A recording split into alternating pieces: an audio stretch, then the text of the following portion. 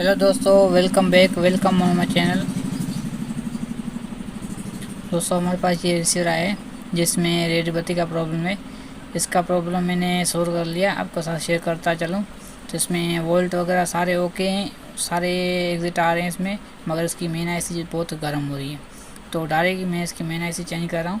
Change करके इसका आपको चला कर दिखाता हूँ कि वाकई इसमें मेन आईसी का प्रॉब्लम था या किसी और मसला है। तो फिलहाल मैं इसमें मेन आईसी बदली कर रहा हूँ, एक्सचेंज कर रहा हूँ। ठीक है, मेरे पास कन्फर्म एक पड़ी है, वो लगा कर चेक करता हूँ कि ये चल स्टार्ट हो जाता है कि नहीं। वीडियो पसंद आए वीडियो को लाइक कर दीजिए।